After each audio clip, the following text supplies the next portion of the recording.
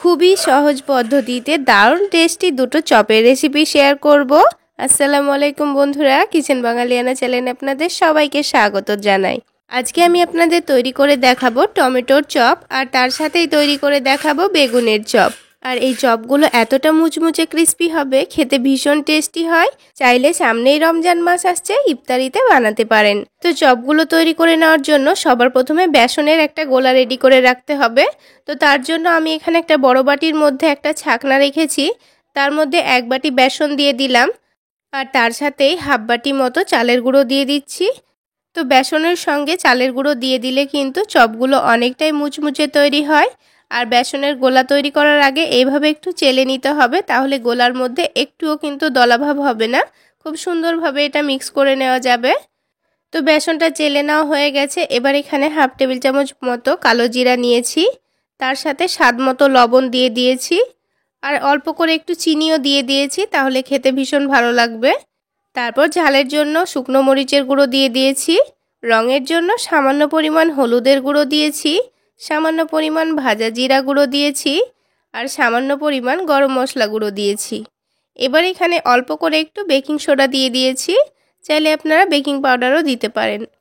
আর দিয়ে দিয়েছি অল্প করে একটু আদা রসুন বাটা। সমস্ত উপকরণ কিন্তু আমি অল্প করেই নিয়েছি, আপনারা দেখে নিশ্চয়ই বুঝতে পেরেছেন। এবার এখানে যে বাটি মেপে আমি বেসন নিয়েছিলাম, সেই বাটি মেপে 1 বাটি পানি নিয়েছি। তো পানিটা অল্প অল্প করে দিয়ে ব্যাটারটা তৈরি করে নেব।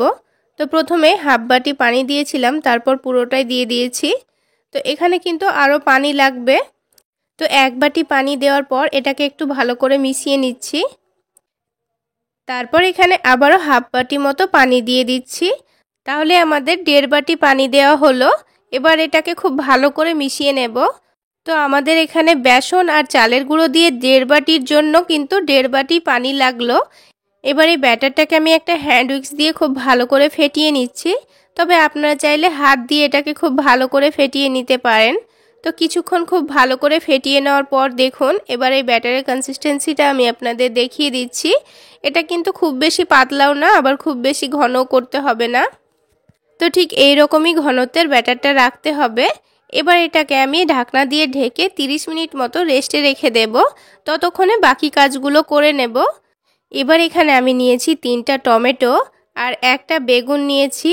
তো বেগুনটাকে আমি এক সাইডে সরিয়ে রেখে দিলাম, আর এই 3টা টমেটো আমি চপের জন্য গোল গোল করে কেটে নেব। তো টমেটোগুলো কিন্তু আগে আমি খুব ভালো করে ধুয়ে পরিষ্কার করে নিয়েছি। আর টমেটোটা দেখুন, আমি কিন্তু খুব বেশি মোটা করে কাটছি না, একটু পাতলা পাতলা করেই কেটে নিচ্ছি। তো ঠিক এইভাবেই কিন্তু টমেটোগুলোকে কেটে নিতে হবে। তো 3টা টমেটোকে কেটে চপের জন্য আমি কয়েক পিস নিয়ে নেব, আর বাকিগুলো কিন্তু আমাদের কাজে লেগে যাবে। তো এখান থেকে ভালো ভালো পিসগুলো আমি কয়েক পিস উঠিয়ে রেখে বাকিগুলোকে ছোট ছোট করে কুচি করে কেটে নিচ্ছি। এগুলো আমাদের কিন্তু এখন কাজে লেগে যাবে। এবার আমি একটা কড়াইয়ের মধ্যে অল্প করে একটু সরিষার তেল দিয়ে দিচ্ছি। আর যেহেতু আমি টমেটোর চপ তৈরি করে নিচ্ছি, তাই এখানে ওই কুচি করা টমেটোগুলোকে রান্না করে নেব। তো তেলটা গরম হয়ে গেলে এখানে অল্প করে একটু পেঁয়াজ হালকা লালচে করে ভেজে নিয়েছি। এবার এখানে অল্প করে একটু আদা রসুন বাটা দিয়ে দিচ্ছি। আদা রসুন বাটা দিয়েও একটু ভালো করে ভেজে নেব। তারপর যে টমেটোগুলো আমি কুচি করে রেখেছিলাম, সেগুলো এবার দিয়ে দিচ্ছি। তো টমেটো দেওয়ার পর এবার এখানে কিছু গুঁড়ো মশলা দিয়ে দেব। তো প্রথমেই স্বাদ মতো লবণ দিয়ে দিয়েছি, সামান্য পরিমাণ হলুদের গুঁড়ো দিয়েছি, সামান্য পরিমাণ ভাজা জিরা গুঁড়ো দিয়েছি, আর একেবারে সামান্য পরিমাণ ধনে গুঁড়ো দিয়েছি। আর তার সাথেই ঝালের জন্য অল্প করে একটু মরিচের গুঁড়ো দিয়ে দিয়েছি, চাইলে আপনারা কাঁচামরিচ কুচিও দিতে পারেন। এবার সব কিছু মশলাকে একসঙ্গে একটু ভালো করে মিশিয়ে নিচ্ছি। আর লবণ দেওয়ার কারণে কিন্তু এই মশলাটা 3 থেকে 4 মিনিটের মধ্যেই খুব ভালোভাবে গলে যাবে। ততক্ষণ এইভাবে অনবরত নাড়াচাড়া করে নেব। আর বন্ধুরা, এই মশলাটা রেডি করতে কিন্তু খুব বেশি সময় লাগে না, 5 মিনিটের মধ্যেই তৈরি হয়ে যায়। এবার এখানে আমি দিয়ে দিচ্ছি সেদ্ধ আলু। তো 3টে বড় সাইজের আলু আমি আগে থেকে সেদ্ধ করে গ্রেট করে নিয়েছি। এবার এই আলুটা পুরোটাই আমি দিয়ে দিলাম, আর তার সাথে একটু বেশি করে ধনেপাতা কুচি দিয়ে দিচ্ছি। এবার সব কিছুকে একটু ভালো করে মিশিয়ে নেব। এবার সব কিছু একসঙ্গে খুব ভালো করে মিশে গেলেই কিন্তু এই পুরটা রেডি হয়ে যাবে। তো বন্ধুরা, খুবই সহজ পদ্ধতিতে আর ঘরোয়া কিছু মশলা দিয়েই কিন্তু আমি আপনাদের এই চপগুলো তৈরি করে দেখাবো। আর আরও একটা সুবিধা হলো এই একটা আলুর পুর দিয়ে আপনারা দুটো চপের রেসিপি দেখতে পাবেন। তো আমি আপনাদের খুবই অল্প সময়ের মধ্যেই চপগুলো তৈরি করে দেখাবো। চাইলে আপনারা রমজান মাসের ইফতারিতে ঝটপট বানিয়ে নিতে পারবেন। তো বন্ধুরা, আলুর পুরটা কিন্তু এবার আমাদের একেবারে রেডি হয়ে গেছে। দেখুন সব কিছু কিন্তু খুব সুন্দরভাবে মিশে গেছে। এবার এই আলুর পুরটা আমি একটা বাটিতে তুলে নিচ্ছি। আর এটা তুলে নিয়ে কিছুক্ষণের জন্য ঠান্ডা করে নিতে হবে। তারপর আমি চপগুলো তৈরি করে নেব। তো আলুর পুরটা কিন্তু একেবারে ঠান্ডা হয়ে গেছে আর আমি হাতের মধ্যে একটু তেল মাখিয়ে নিয়েছি। এবার অল্প করে মিশ্রণ নিয়ে হাতের তালুতে একটু ভালো করে ঘুরিয়ে চ্যাপটা করে নিচ্ছি। তো যে টমেটোর পিসগুলো আমি করে রেখেছিলাম সেগুলোর সমান করেই আমি এগুলো তৈরি করে নিচ্ছি। তো খুব ভালো করে চ্যাপটা করে দেখুন তৈরি করে নিয়েছি। আর একটা টমেটোর পিসে কিন্তু আমাদের দুটো এরকম আলুর পুর লাগবে। তো আলুর পুরের ওপরে টমেটোটা রেখে দিয়ে ওপরে আরেকটা আলুর পুর রেখে দিয়েছি। তো দেখুন এইভাবে করে খুব সুন্দর করে মুড়ে নিতে হবে। তারপর টমেটোটাকে পুরো এইভাবে ঢেকে দিতে হবে। তো খুব ভালো করে আমি টমেটোটাকে আলুর পুর দিয়ে ঢেকে দিয়েছি। তো সবগুলো টমেটোর চপ কিন্তু আমি এইভাবেই তৈরি করে নেব। আর যে প্লেটের ওপর তৈরি করে রাখবো এখানে কিন্তু আমি অল্প করে একটু চালের গুঁড়ো ছিটিয়ে দিয়েছি। তারপর এই চপগুলোকে রেখে দিচ্ছি। তো অবশ্য অল্প করে একটু চালের গুঁড়ো ছিটিয়ে রাখবেন, তাহলে চপগুলো তুলে ভাজতে সুবিধা হবে। তো দেখুন আমি এখানে 5টা মতো চপ তৈরি করে নিয়েছি। তো এটা এক সাইডে সরিয়ে রেখে এবার আমি বেগুনটা কেটে নেব। তো বেগুনের চপটা আমি কিভাবে তৈরি করে নিচ্ছি, তো তার জন্য বেগুনটা একটু মোটা মোটা করে কাটতে হবে। তো এখানে আমি মোটা করে কেটেছি, তবে এর মধ্যে থেকে আবারও আমি অল্প করে কেটে দেব। তো দেখুন বন্ধুরা, পুরোটা কিন্তু কাটবো না, অল্প করে কেটে দিয়েছি। তো বেগুনটা কিভাবে কাটলাম আপনারা দেখে নিশ্চয়ই বুঝতে পারছেন। তো আপনাদের বোঝার সুবিধার্থে বাকি বেগুনের পিসগুলো কেটে দেখিয়ে দিচ্ছি। তো একটু মোটা করে কেটে নিয়ে মধ্যে থেকে আবারও এটাকে কেটে দিচ্ছি, তাহলে কিন্তু হয়ে যাবে। তো বন্ধুরা, সবগুলো পিস আমি এইভাবে রেডি করে নেব। তো আমি একটা বেগুন দিয়ে কিন্তু 4টা মতো চপ তৈরি করব, তাই এখানে 4টা পিস করে নিয়েছি আর সবগুলোর মধ্যে থেকে কেটে নিয়েছি। এবার এই বেগুনের পিসের মধ্যে অল্প করে একটু মশলা মাখিয়ে নেব। তার জন্য আমি সামান্য পরিমাণ লবণ আর মরিচের গুঁড়ো দিয়ে দিয়েছি। এবার এই মরিচের গুঁড়ো লবণটাকে পুরো বেগুনের মধ্যে খুব ভালো করে মাখিয়ে নিতে হবে, তাহলে এগুলো ভাজার পর খেতে ভীষণ ভালো লাগবে। তো সবগুলো বেগুনের পিসের মধ্যে আমি খুব ভালো করে লবণ মরিচটা লাগিয়ে নিয়েছি। তো এবার এখান থেকে অল্প করে একটু মিশ্রণ নিয়ে হাতের তালুতে ঘুরিয়ে ঘুরিয়ে আবারও এটাকে চ্যাপটা করে নিতে হবে। তো এভাবে করে চ্যাপটা করে নিয়ে এই বেগুনের পিসের মধ্যে এই আলুর পুরটা রেখে দিতে হবে। তো এইভাবে করে সবগুলো বেগুনের পিসের মধ্যে আলু ঢুকিয়ে আমি রেডি করে নেব।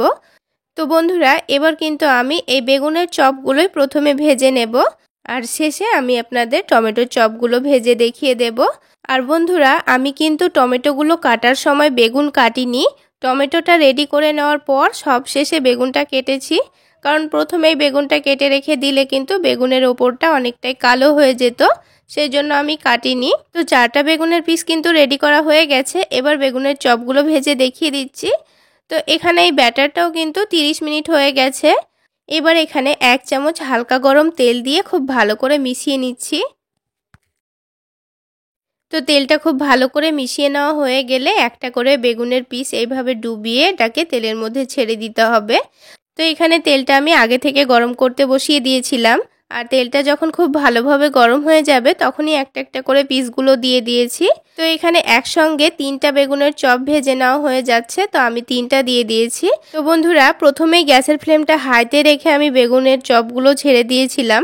তারপর কিন্তু গ্যাসের ফ্লেমটা মিডিয়ামে করে দিয়ে আমি এগুলোকে একটু সময় নিয়ে ভেজে নিয়েছি। একটু সময় নিয়ে ভেজে নিলে কিন্তু ভেতরের বেগুনটা খুব সুন্দরভাবে সেদ্ধ হয়ে যাবে আর খেতেও ভালো লাগবে। তো দেখুন চপগুলোর কালারটা খুব সুন্দর এসছে আর মুচমুচেও হয়েছে। এবার তেলটা ঝরিয়ে নিয়ে তুলে নিচ্ছি। তো বন্ধুরা, বেগুনি তো আমরা অনেক খেয়েছি, বেগুনের চপ একবার এই পদ্ধতিতে বানিয়ে খেয়ে দেখবেন, খেতে কিন্তু ভীষণ টেস্টি হয়।